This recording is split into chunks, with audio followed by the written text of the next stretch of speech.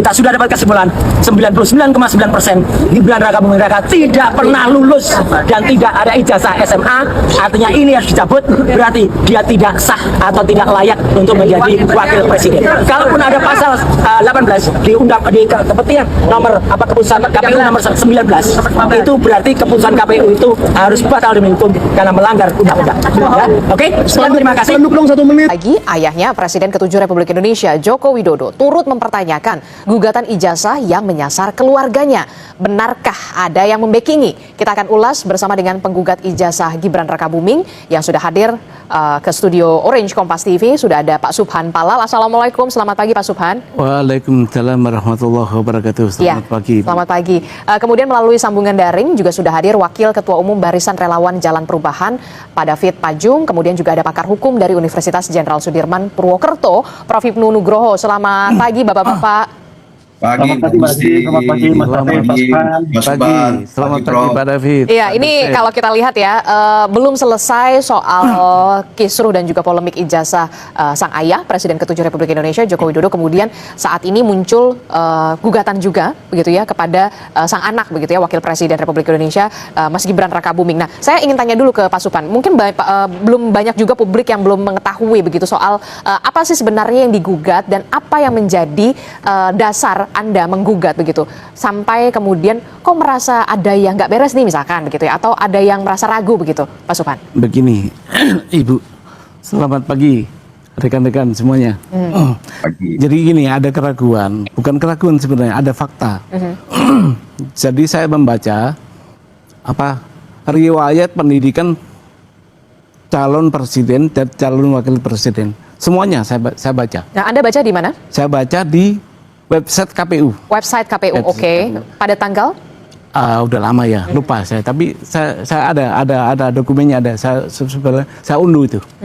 Nah, saya lihat di situ ada ketentuan bahwa minimal pendidikan calon itu adalah SMA atau sederajat atau sekolah lain yang sederajat. Oke. Nah, dari penafsiran pasal itu, saya cocokkan dengan calon wakil presiden yang kebetulan lagi rame dibicarakan itu. Saya lihat, oh kok nggak cocok menurut saya. Nggak cocoknya di mana? Nggak cocoknya begini, Ibu. Saya sebut tergugat aja, bahwa yang saya gugat ini sekolahnya SMA itu 2 kali. SMA-nya 2. SMA-nya 2, dibikin oleh laporan KPU itu 2 kali. Dimana, yang satu diselenggarakan di Singapura, yang satu lagi diselenggarakan di Sydney, Australia. Nah, kedua sekolah ini nggak tahu kok disebut SMA oleh pengumuman KPU itu. Oke. Sementara ada kalimat dalam undang-undang itu sekolah lain yang sederajat. Nah, apakah sekolah SMA yang di Singapura dan SMA yang di Australia ini sederajat bukan? Menurut saya itu bukan sederajat. Karena kalau sederajat itu harus melihat pasal ke atasnya. Pasal di atasnya sebelum kalimat sekolah lain yang sederajat. Saya ragu, kita ini levelnya SD, SMP, atau jangan-jangan ijazah kita palsu semua di sini. Baik, terima kasih Gus Muhaimin. Paslon nomor 1 dan tim suksesnya sering menggaungkan LFP, lithium ferrofosfat. Saya nggak tahu ini pasangan nomor 1 ini anti nikel atau gimana? Mohon dijelaskan. Masih ada waktu, Pak Gibran, apakah akan digunakan? Akan saya gunakan apabila pertanyaannya belum jelas. Bagaimana Gus? Cukup? Saya jelaskan juga nggak apa-apa. Singkatan dan terminologi mohon dijelaskan. LFP, lithium ferrofosfat. Tadi sudah saya bilang kan, lithium ferrofosfat. Itu sering digaungkan Pak Tom Lembong itu. Lithium ferrofosfat. Baik. Masih ada waktu untuk menjelaskan atau cukup? Cukup? Baik. Sekarang kami persilakan kepada calon wakil presiden nomor urut 1 Bapak Muhaimin Iskandar untuk menjawab. Waktu Bapak 2 menit dimulai ketika Anda berbicara. Silakan. Terima kasih. Tenang Pak Gibran. Semua ada etikanya. Termasuk kita diskusi di sini bukan tebak-tebakan definisi, tebak-tebakan singkatan. Kita levelnya adalah policy dan kebijakan. Prinsipnya sederhana. Semua kembali kepada etika Pak Gibran. Etika, sekali lagi etika. Etika itu adalah etika lingkungan. Apapun yang menjadi kebijakan kita menyangkut produksi, pengambilan tambang sumber daya alam, juga apapun yang kita gunakan seluruh potensi bangsa ini, rujukannya adalah etika lingkungan. Komitmen kita intinya adalah keseimbangan antara meletakkan manusia dan alam. Keseimbangan ini tidak bisa ditawar-tawar agar pembangunan kita berkelanjutan, agar melibatkan semua pihak yang ada. Tidak ada satupun yang tertinggal, sehingga produksi yang kita munculkan pun dari tambang, dari litium, dari apapun itu tidak sembrono dan tidak sewenang-wenang. Bahkan yang lebih parah lagi, tidak mempertimbangkan lingkungan dan keberlanjutan masa depan. Sekali lagi, intinya bukan hanya etika lingkungan, tetapi etika bahwa forum ini adalah forum policy yang berharga. Jangan-jangan kalau kita tebak-tebakan definisi di sini, saya ragu kita ini levelnya SD, SMP, atau jangan-jangan ijazah kita palsu semua di sini. Ini yang mengagetkan.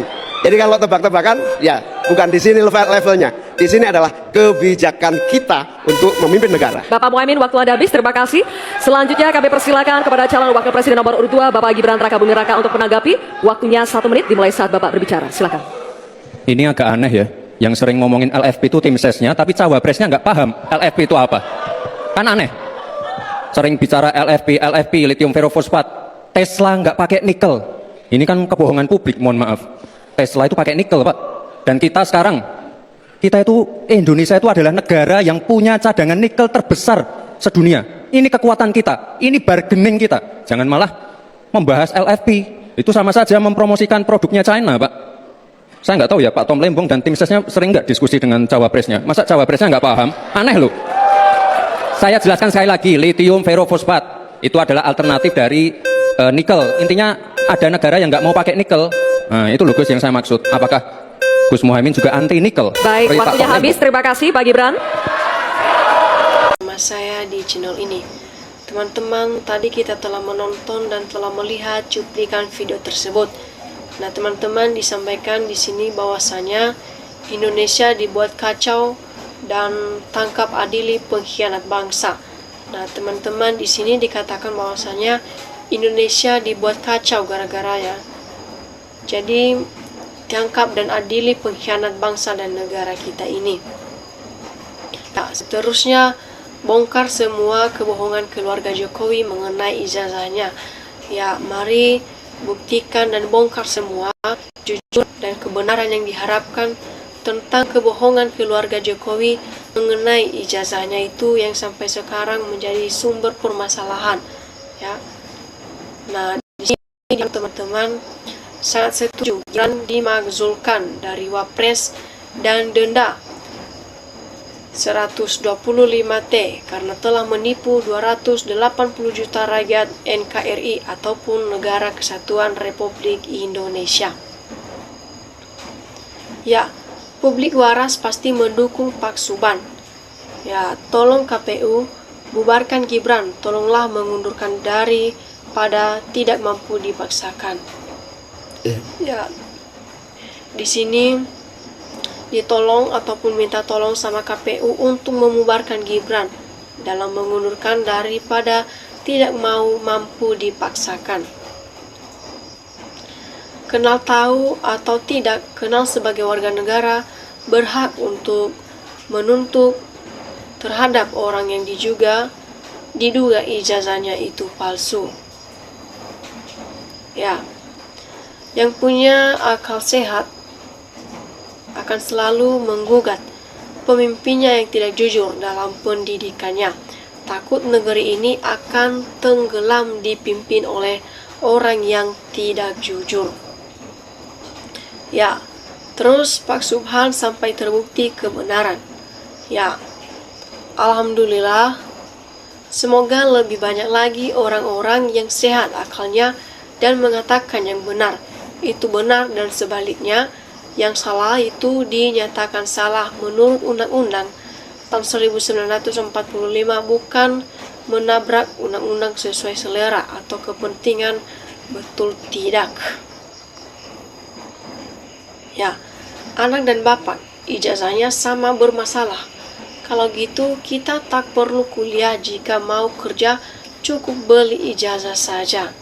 Artinya teman-teman, karena gara-gara kasus ijazah palsu Jokowi sama Gibran, Nah, artinya timbul di dalam hati para netizen ataupun masyarakat soal masalah ijazah begini.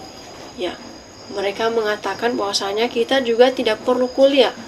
Kita cukup beli ijazah saja, kita sudah bisa menjadi calon wakil presiden dan presiden. Ya, segeralah Wapres sesat Gibran dilengsarkan. Rakyat sudah jadi korban, bapaknya masa sekarang jadi korban anaknya. Ya. Nah, betul Pak, kalau ijazah Gibran gak digugat, sama ia mewariskan kezaliman ke depan, pasti ricuh ini negara secara disetir bapaknya sendiri. Ya. Lagi tujuannya kan biar Gibran bisa melindungi ijazah Jokowi. Ya. Terus berjuang Bapak Subhan demi kejujuran dan keadilan bagi rakyat Indonesia. Tuhan selalu melindungi umatnya yang jujur. Semoga Pak Subhan senantiasa dalam lindungan Allah SWT. Ya, amin ya amin. Nah, seterusnya teman-teman, Gibran tidak sah jadi wakil presiden karena ijazahnya meragukan dan cacat hukum. Nah, jadi adili Gibran, ya. Kalau betul ijazahnya aspal karena telah menipu bangsa. Kalau pokul tikus susah mau jujur sepertinya munafik. Ciri khas mereka umumnya jadi bingung. Haruskah politikus siap melanggar aturan agamanya, di mana berbohong itu termasuk dosa? Ya. Sudah tidak tamat ini setuju tuntutan Pak Subhan yang dipermasalahkan ijazah SMA bukan ijazah asli luar negeri karena tidak setara. Lulusan SMA maju terus Pak Subhan.